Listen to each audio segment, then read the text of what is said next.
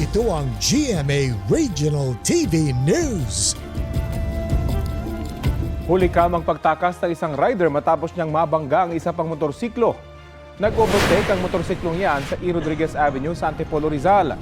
Nang bigla niyang mabangga ang motorsiklo. Gumilid ang nakabanggang rider at pansamantalang huminto. Pero maya-maya ay biglang tumakas. Inabol siya ng ilang motorista.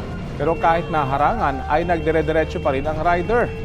Nagpapagaling na sa kanilang bahay ang biktimang rider. Panawagan niya sa nakabangga sa kanya, humarap na at magbayad ng danyos. Patuloy pang hinahanap ng mga pulis ang nakabanggang rider. Isang patay sa sunog sa isang residential area sa San Carlos, Pangasinan. Nagsimula ang apoy sa isang kapilya sa barangay Sapinit. Kumalat ang apoy sa katabi nitong ancestral house, pati sa kotse at motorsiklo na nakaparada sa kasunod na bahay. Patay ang isang senior citizen na babaeng nakatira sa chapel.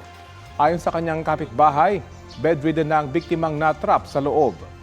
Kwento ng saksi sa San Carlos City Fire Station, bago ang sunog, may pumasok na tao sa kapilya at tila naglalaro ng kandila. Nadatnan daw niya siya ng mga otoridad sa kasagsagan ng sunog at kinustudiya.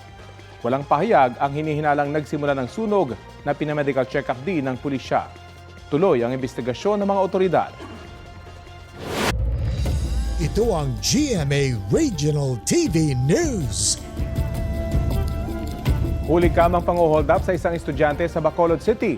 Sa CCTV sa barangay Villamonte, kitang naglalakad pa uwi galing eskwelahan ang babae nang harangin siya ng riding in tandem. Kunwaring may itatanong, sabay tutok ng kutsilyo sa estudyante. Hindi nakita sa video pero sa takot, iniabot na raw ng biktima ang kanyang bag at cellphone. Sa drug buy-bust operation sa Barangay 2, naaresto ang isa sa dalawang suspect matapos mahulihan ang hinihinalang shabu na 70,000 pesos ang halaga. Positibo siyang kinilala ng biktimang magsasampa ng reklamong theft.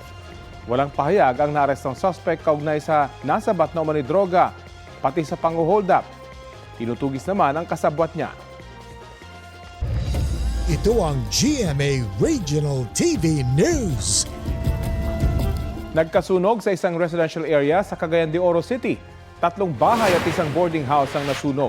Ayon sa Bureau of Fire Protection, mabilis na kumalat ang apoy dahil gawa mga ito sa light materials. Halos pader at pundasyon na lang ang natira sa mga tirahan. 9 na pamilya ang apektado sa sunog at tumikas muna sa mga kaanak nila. Nabigyan na raw sila ng tulong sa lokal na pamahalaan. Ayon sa BFP, problema sa linya ng kuryente ang isa sa mga tinitinang sanhi ng apoy. Tuloy ang kanilang investigasyon.